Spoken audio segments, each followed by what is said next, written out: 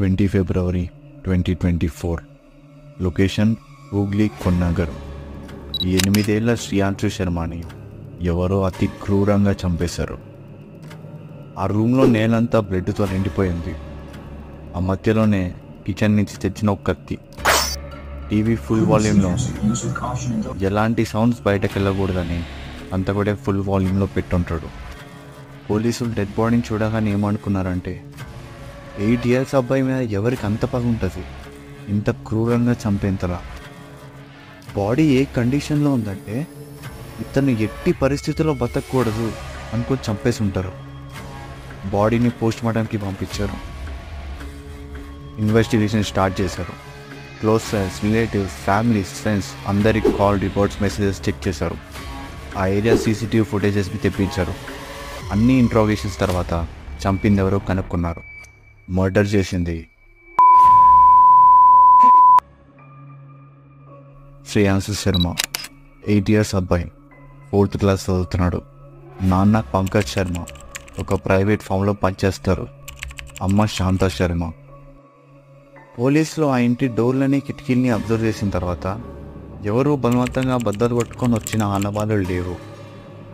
ఎటువంటి వస్తు సామాగ్రి పోలేదు కాబట్టి దొంగతనం అయితే కాదు.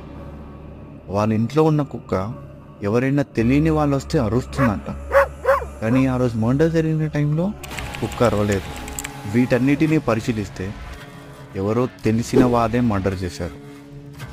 Neighbours, relatives, close friends, families అందరి కాల్ రికార్డ్స్ చెక్ చేశారు. కానీ నో యూస్. ఆ ఇంటికి వెళ్ళడానికి 2 దారులు. ఒక దారిలో సీసీ కెమెరా ఉంది, ఇంకో దారిలో లేదు. ఆ సీసీ కెమెరాని చెక్ చేస్తే ఒక లేడీ మాస్క్ వేసుకొని చాలా టెన్షన్ పడుతూ వెళ్ళడం గమనించారు. అనుమానంతో ఆ ఫుటేజ్ని శ్రియాంశు వాళ్ళ పేరెంట్స్కి చూపించారు. కొడుకును పోగొట్టుకొని బాధలో ఉన్న శాంతా శర్మ ఏం మాట్లాడే పరిస్థితులు లేదు. కానీ పంకజ్ శర్మ ఆ లేడీని గుర్తుపట్టి, తన పేరు ఇష్రత్ పర్వీన్, శాంతాకి క్లోజ్ ఫ్రెండ్, రెగ్యులర్గానే మా ఇంటికి వచ్చి వెళ్తూ ఉంటుంది. శ్రియాంశు ఇష్రత్ని అత్తయ్య అని పిలుస్తాడు అని చెప్పాడు.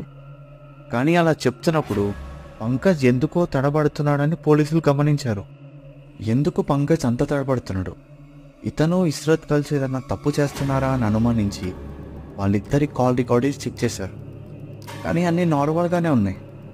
ఇష్రత్ మొబైల్ మాత్రం మర్డర్ జరిగిన టైంలో స్విచ్ ఆఫ్ చేసింది. ఒక నెంబర్కి మాత్రం డైలీ కనీసం 1 అవర్ కాల్స్ వెళ్తున్నాయి. ఒక్కోసారి అయితే అర్ధరాత్రి 2 గంటల వరకు కాల్ రికార్డింగ్స్ ఉన్నాయి. ఆ నంబర్ ఎవరిదా అని చూస్తే ఆ నంబర్ శాంతా శర్మది. వాళ్ళిద్దరి వాట్సాప్ మెసేజెస్ చెక్ చేసిన తర్వాత పోలీసులు స్టన్ అయిపోయారు. ఒక girlfriend, boyfriend chat చేసుకున్నట్టు ఉందంట. అండ్ ఆ చాట్లో కొన్ని అడల్ట్ ఫొటోస్ కూడా ఉన్నాయంట. ఇష్రత్, శాంతా ఒక ఇల్లీగల్ అఫైర్ మెయింటైన్ చేస్తున్నారు. బట్ ఈ అఫైర్కి శ్రియాంశు మర్డర్కి సంబంధం ఏంటి? వాళ్ళిద్దరిని కస్టడీలోకి తీసుకున్న పోలీసులు గట్టిగా ఇంటరాగేషన్ చేస్తే శాంత ఒక దగ్గర దొరికిపోయింది. తన కొడుకుని మర్డర్ చేసిన నిజం ఒప్పుకుంది. అండ్ ఈ మర్డర్ చేయడానికి ఇష్రత్ తనకి హెల్ప్ చేసింది అని కూడా చెప్పేసింది. బట్ ఎందుకు? ఆ రోజు స్కూల్ తర్వాత ఇష్రత్ ఇంటికి వచ్చాడు.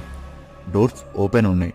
లోపలికి వెళ్ళంగానే తన తల్లిని ఇష్రత్తో ఒక అసాధారణమైన స్థితిలో చూశాడు శ్రియాంశు. వాళ్ళిద్దరూ కనీసం డోర్స్ క్లోజ్ చేస్తున్నాయా లేదా అని కూడా చూసుకోలేదు. తన కొడుకు స్కూల్ నుంచి వచ్చే టైం అయింది అని కూడా గుర్తులేదు. అంత డీప్గా ఫిజికల్లీ బట్టలు లేకుండా ఇన్వాల్వ్ అయి ఉన్నారంట. ఒకసారి శ్రియాంశు పొజిషన్ ఏంటో ఆలోచించండి. అక్కడ ఏం జరుగుతుందో కూడా ఆలోచించే మెచ్యూరిటీ లేదు. ఆ ఏజ్ కాదు. భయంతో ఏడుస్తున్నాడు, అరుస్తున్నాడు. ఆ టైంలో తనకు వచ్చే ఫీలింగ్స్, యాంగ్జైటీ మాటల్లో చెప్పేది కాదు.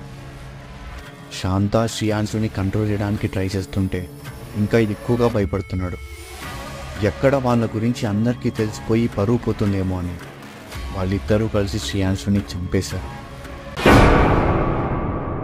ఒక తల్లి తన సొంత కొడుకి తలని గోడకేసి బద్దలు కొట్టింది.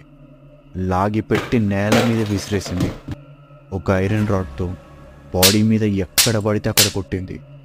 అదే చాలదన్నట్టు ఎక్కడ ప్రాణాలతో బతికిపోతాడేమో అని డౌట్ వచ్చి కిచెన్లో ఉన్న కత్తి తీసుకొని చేతి నరం కోసింది. ఊపిరి తీసుకోవడం ఆపేంత వరకు అలాగే చూస్తూ ఉంది. ఈ బ్రూటల్ కేస్ స్టడీ మీద మీ ఒపీనియన్ ఏంటో కామెంట్ చేయండి. వీడియో నచ్చితే లైక్ చేయండి, కుదిరితే షేర్ చేయండి. ఇంకా ఇలాంటి మిస్టీరియస్ డాక్యుమెంటరీస్ కోసం డూ సబ్స్క్రైబ్.